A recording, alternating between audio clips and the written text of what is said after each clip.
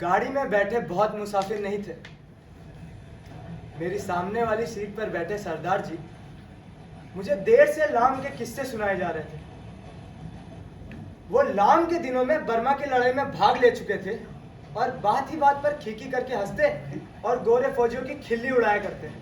मैं क्या कह रहा सी, अंग्रेज होंदे बड़े पिद्दी से ते मैं 6 फुट दा जवान उन्होंने उनकी डूई में छुटा के एक नु फेंका सीधे ते एक नु लाहौर में डिब्बे में 3 पठान व्यापारी भी थे।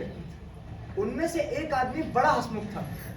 उसका मेरे पास वाली सीट पर बैठे दुबले से बाबू के साथ काफी देर से हंसी मजाक चल रहा था।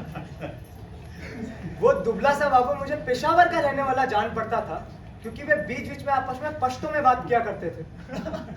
मेरी दाईं और कोने में एक बुढ़िया मुंह से ढाके बैठी थी और वो देर से माला जपे जा रही थी। यही कुछ लोग रहे होंगे, संभव है 1-2 लोग और होंगे, पर वो स्पष्ट मुझे याद नहीं। धीमी रफ्तार से गाड़ी आगे बढ़ी जा रही थी। डिब्बे के अंदर लोगों ने बोलना भी शुरू कर दिया था। बाहर गेहूं के खेतों में हल्की हल्की सी लहरियां उठ रही थी और मैं मन ही मन बड़ा खुश था, क्योंकि मैं दिल्ली में होने वाले स्वतंत्र दिवस समारोह देखने जा रहा था। उन्हीं दिनों पाकिस्तान बनाए जाने का ऐलान किया गया था और लोग तरह तरह के बातें कर रहे थे कि ना जाने भविष्य में जीवन की रूपरेखा कैसी होगी। मेरे सामने बैठे सरदार जी मुझसे देर से एक ही प्रश्न पूछे जा रहे थे। वो जी बंटवारे के बाद जिन्ना साहब कितना जाएंगे? बंबई में रहेंगे या पाकिस्तान में चले जाएंगे? जी बंबई क्यों छोड़ेंगे, पाकिस्तान में आते जाते रहेंगे। बंबई छोड़ देने में क्या तू? और जी अपने गुरदासपुर तक की हाल है? भगवान जाने भाई। अभी तो एक और पाकिस्तान बन जाने का जोश था, तो दूसरी ओर हिंदुस्तान आजाद हो जाने का। जगह जगह दंगे भी हो रहे थे और यौम आजादी की तैयारियां भी। इस पृष्ठभूमि में लगता देश आजाद हो जाने पर दंगे अपने आप ही खत्म हो जाएंगे। शायद झेलम का स्टेशन पीछे छूट गया था जब एक पठान ने अपनी पोटली खोली और कुछ उबले हुए मांस और नान की रोटी निकालकर दुबले से बाबू की ओर आग्रह करने लगा।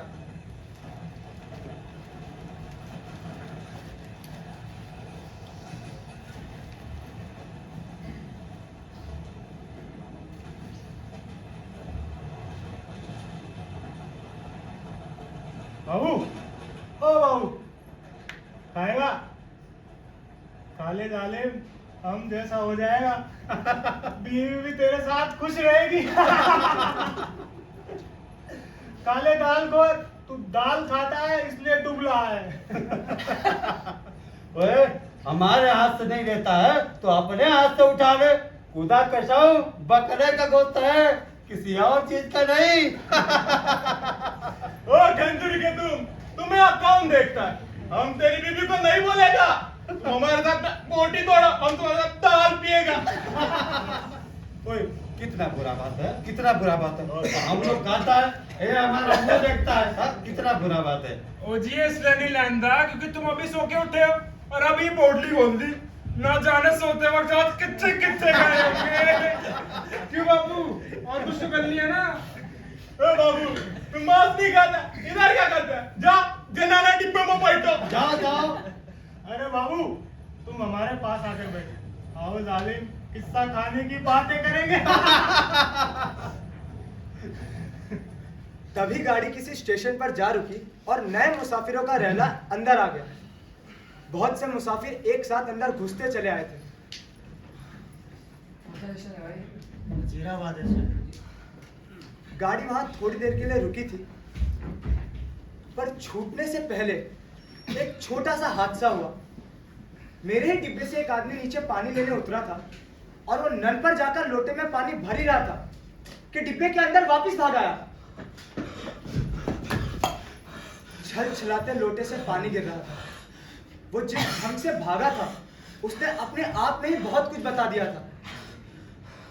मैं ऐसे घबरा के भागते लोगों को पहले भी देख चुका था।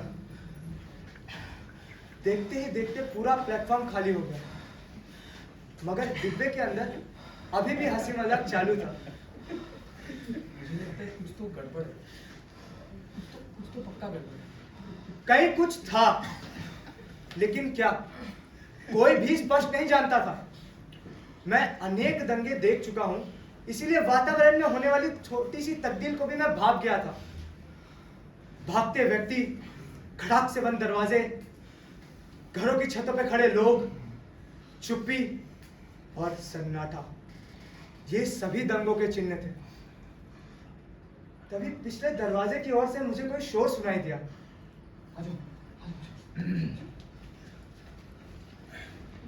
ओ भाई, कहाँ घुसा रहे हो?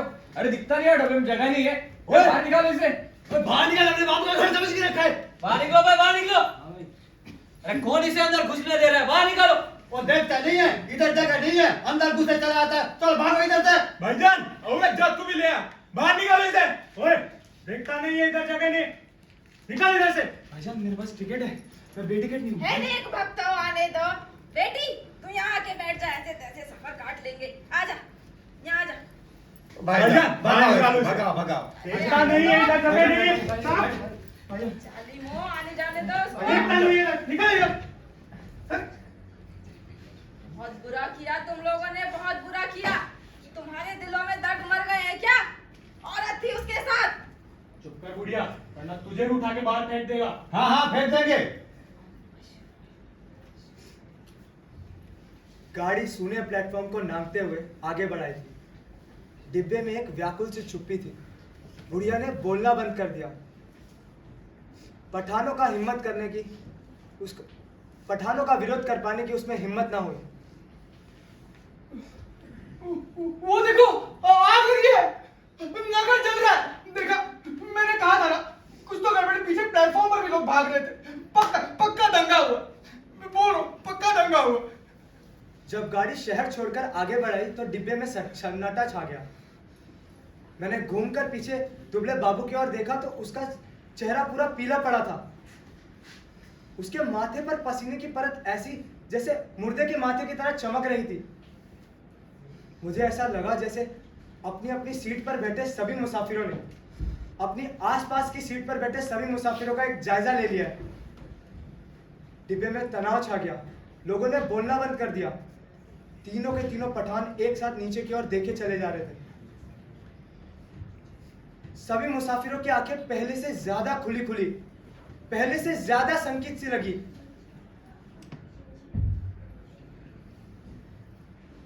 लगभग यही स्थिति गाड़ी के हर एक डिब्बे में व्याप्त हो रही थी।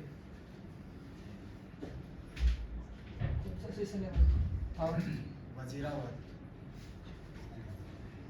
जवाब सुनने पर डिब्बे में एक और प्रतिक्रिया हुई।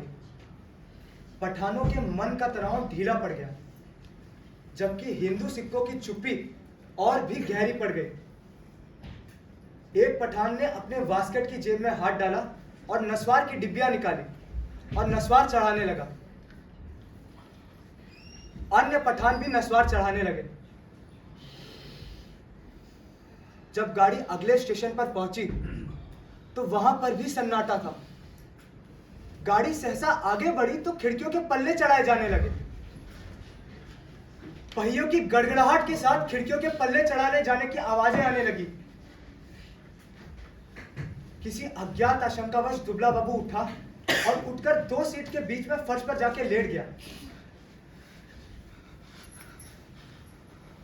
इस पर पठानों ने टिटोली की। वो बेगैरत, तुम मर्द है कि औरत है? सीट से उठकर नीचे लेटता है। मर्द जात को बदनाम करता है भाईजान। भाईजान, ऐसा आदमी को हम नीचे नहीं सोने देगा। ए बाबू, उतरो और अगले डिब्बे में जाके बैठो। दूसरे डब्बे में जाओ जी। जनाना में बैठो। मगर बाबू की हाजिर जवाबी उसके कंठ में सूख चली थी। थोड़ी देर बाद वो खुद उठा और उठकर वापस सीट पे बैठ गया और देर तक कपड़े से धूल झाड़ता रहा। लेकिन वो क्यों नीचे फर्श पर जाकर लेट गया था? शायद उसे डर था कि गाड़ी में बाहर से पथराव होगा या गोलियां चलेंगी। शायद इन्हीं कारणों की वजह से खिड़कियों के पल्ले चढ़ाए जाने लगे थे। खिड़की के बाहर आकाश में चांद निकल आया और चांदनी में बाहर की दुनिया और भी ज्यादा रहस्यमय और भी ज्यादा अनिश्चित हो गई। किसी किसी वक्त दूर किसी और आग के शोले नजर आते, ऐसा लगता है जैसे कोई नगर जल रहा है।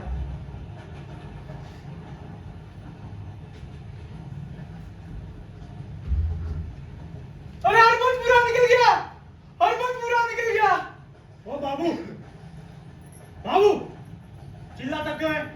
इधर उतरेगा तुम? खींचो जंजीर, खींचो भाईजान खींचो। जंजीर खींचो। डिब्बे में फिर मौन छा गया। तभी इंजन ने सीटी दी और गाड़ी की एकरस रफ्तार टूट गई। कुछ खटाखा सा शब्द भी हुआ। शायद गाड़ी ने लाइन बदली थी। अमृतसर आ गया, शहर आ गया। अबे वो पठान के बच्चे नीचे उतर, तेरी माँ की। इधर आ साले। बाबू क्या हुआ? हमको बोला। हाँ साले, तुझको बोल रहा हूँ। हिंदू औरत को लात मारता है, हरामजादे। ए बाबू, बकर बकर नहीं करो। खंजीर के तुम हम तुम्हारा जुबान खींच लेगा। साले गाली देता है। बस बस ये कोई लड़ने नहीं है। थोड़ी देर का सफर बाकी है, आराम ਨਾਲ बैठो। सरदार जी, हमने क्या किया? सभी उसको निकालता, हमने भी निकाला और ये इधर हमको गाली देगा। साले तेरी को ना लात ना तोड़ी तो कहना गाड़ी से भाग गया है। रे जिंदगी जोगी आराम नाल बैठ जाओ। जब दे बंदे हो कुछ तो खौफ करो। साले तू अपने घर में बड़ा शेर बन रहा था ना, अब बोल ना। रुक साले, तू रुक, छोड़ो छोड़ो। बैठ जाओ, बैठ जाओ।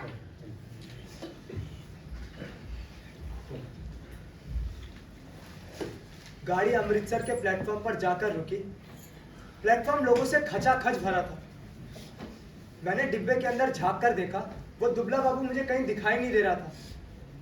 इसी बीच तीनों पठान अपनी अपनी पोटली उठाए डिब्बे से बाहर निकल गए और अपने अन्य पठान साथियों के साथ गाड़ी के दूसरे डिब्बे में चले गए।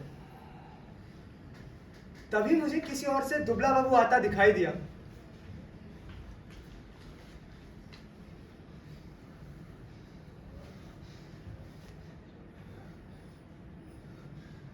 निकल गए साले, सबके सब निकल गए।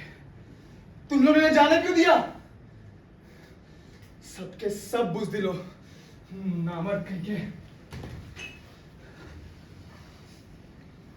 धीरे धीरे हिचकोले खाती गाड़ी आगे बढ़ने लगी। इन्हें हिचकोलों में मैं खुद उगने लगा था। तभी मुझे पिछले दरवाजे की ओर से कुछ खरोचने की आवाज सुनाई दी। ऐसा लगा जैसे कोई लाठी से दरवाजा खरोच रहा है। दरवाजा खोलो, दरवाजा खोलो, जगह नहीं दरवाजा है। खोलो। मेरे साथ औरत जात भी है, गाड़ी निकल जाएगी, दरवाजा खोलो। अरे कह दिया ना जगह नहीं है, गाड़ी में से उतर जा। ऐसा मत कर, दरवाजा खोलो, दरवाजा खोलो भाई साहब। अरे बोला ना गाड़ी में जगह नहीं है, उतर जाना। दरवाजा, खुदा के वास्ते दरवाजा खोलो। शुक्रिया भाई। साला या अल्लाह। कटे पेड़ के भांति वो नीचे जा गिरे। मुझे ऐसा लगा जैसे वो छड़ फेंक देना चाहता है, पर फेंक नहीं पा रहा है, जैसे उसके हाथ उठ ही नहीं रहे थे। बाबू के शरीर में एक हरकत हुई और उसने छड़ को डिब्बे से एक झटके में बाहर फेंक दिया। फिर डिब्बे में घूमकर दाएं बाएं देखा, फिर अपने कपड़ों की ओर ध्यान से देखा, फिर अपने दोनों हाथों की ओर, और फिर एक एक करके दोनों हाथों को अपने नाक के पास ले आया और उन्हें सूंघा, मानो जानना चाहता था कि कहीं उसके हाथों से खून की बू तो नहीं आ रही।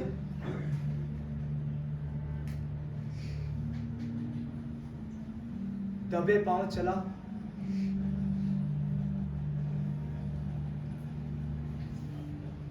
किसी ने भी जंजीर खींचकर गाड़ी को खड़ा नहीं किया था।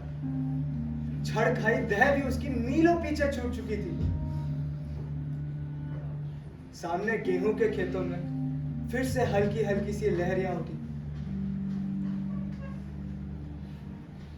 सुबह सुबह सरदार जी अपना बदन खुजलाते खुजलाते उठे।